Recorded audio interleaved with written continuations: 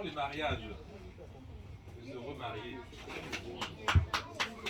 Voilà qui est Michel Jeking, dont la fille de Mondifo. Elle s'est mariée au mois de novembre, je crois, l'année dernière.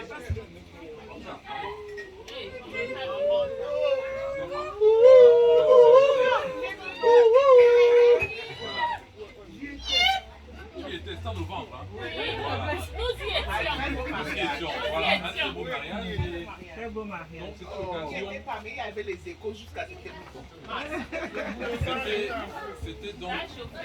C'était l'occasion pour le père de marier sa première fille. Et il a eu la surprise que la demande en mariage pour une deuxième s'est faite le même jour.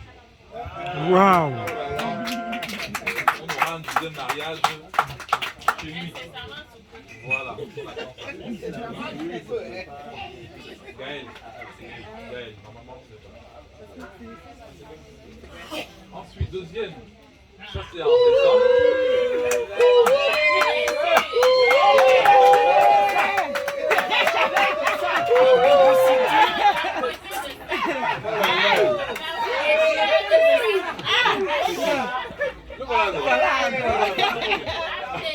Elle a un lieu sur. En cours de téléchargement.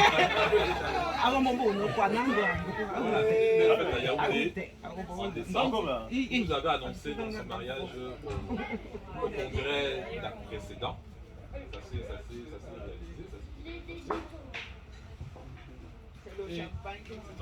Voilà, le dernier, on n'a pas pu mettre la photo. Désolé, on a reçu la photo, on n'a pas pu la mettre. Donc c'est Arnaud, le Gaëtan. On a pu la mettre dans l'ordinateur, on n'a pas réussi. Voilà. C'est au mois de mai, c'est ça, avril. Voilà.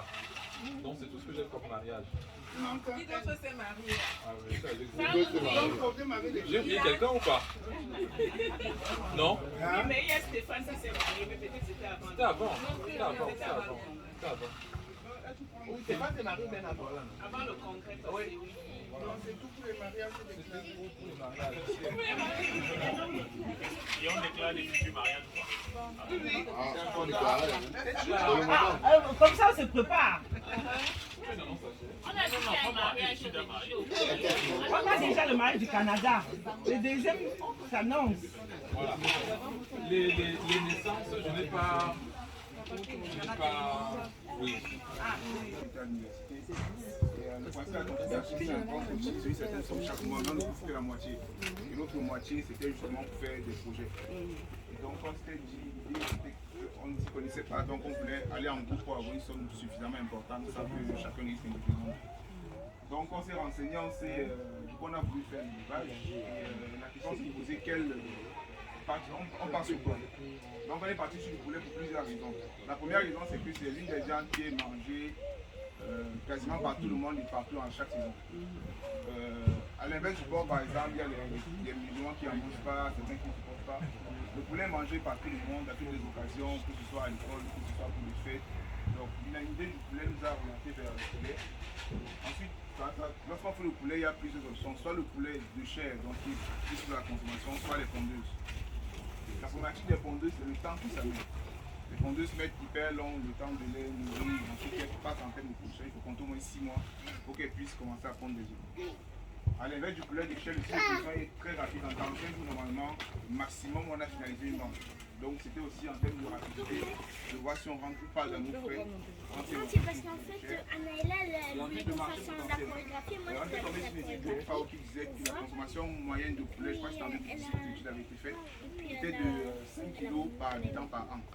Donc on s'est dit, si on prend que la ville de Douala, en supposant que la ville de Douala n'est que 3 millions d'habitants, on était sur des chiffres suffisamment intéressants pour nous dans cette ville. Après on ne s'est pas posé plus de questions sur le plus de chefs ou pas. Ces 3 éléments pour nous étaient largement suffisants pour qu'on puisse lancer. Puis évidemment, on ne fait pas de projet parce que ça nous plaît, c'est surtout pour l'argent. C'est la question de la rentabilité. Et en principe, c'est censé être rentable. En principe, on va rentrer dans les chiffres facteurs pour voir les difficultés qu'on peut rencontrer ou pas. Donc, du coup, on s'est dit, par où commencer, donc il fallait le financement. Le financement, c'est ce dont j'ai parlé au début, c'était les fonds comme notre continue. Il nous fallait un site d'exploitation, c'est-à-dire où est-ce qu'on va faire nos poulets, finalement. Plusieurs options généralement sont faisables. Il y en a certains qui construisent une ferme physique, il y en a qui louent un espace. Vous montez la fois que l'on a choisi par la suite. Ensuite, il y avait l'équipe avec qui on va le faire. Il faut savoir que mes amis et moi, donc mes 3 amis et moi, nous sommes basés en France. Il fallait forcément trouver quelqu'un au Cameroun qui allait s'occuper de cette partie-là. Et on a pu trouver quelqu'un.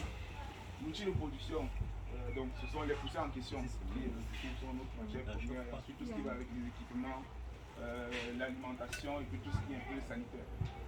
Et en fait, la dernière partie, comment on s'y prend finalement. Une fois qu'on a tout ça, comment on s'y prend. Alors, le site d'exploitation, je vous ai mis quelques photos, je ne sais pas si elles sont visibles ou pas. On a trouvé un site à Niala Château. L'option pour laquelle nous on a opté, c'était la location d'un site. Plusieurs raisons. La première, c'est qu'on voulait se lancer immédiatement. La deuxième, c'est que même si on voulait, on n'avait pas l'argent pour construire une ferme. La troisième, c'était de trouver un site. C'est la personne qui a nous coûté son terrain pour qu'on fasse la ferme. Donc, la ferme de l'outil, ça demande que nous.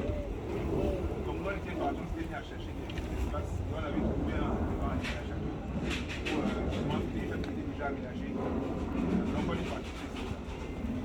Évidemment, on a rencontré quelques difficultés parce qu'il fallait mettre le site, il fallait le rendre exploitable. Donc, on s'est rendu compte que la personne qui s'en occupe, c'est un de mes cousins, le fils de la petite sœur, mon papa, qui s'appelle Jordan, qui supervise toute la partie au bassin de Cameroun.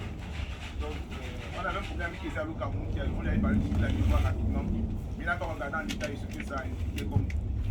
Donc, on a trouvé le propriétaire, il nous a demandé de lui payer 6 mois immédiatement si on veut revenir ici.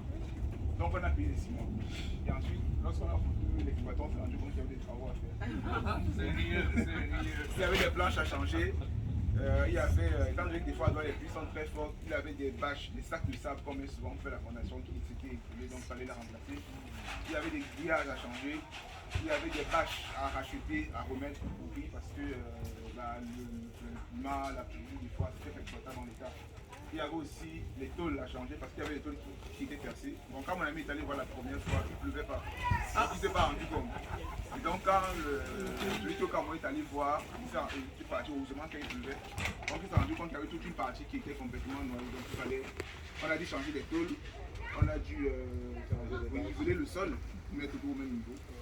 Et on a dû du coup acheter du coco pour rendre le site exploitable. Donc je vous ai mis là un peu les départ lesquels nous sommes passés, changer de planche à changer, trop à combler, trop à changer, trop à niveler. Ah oui, point important aussi, il nous avait dit, on avait demandé comment faire pour l'eau. Il a dit, vous inquiétez pas, il y a le forage à côté.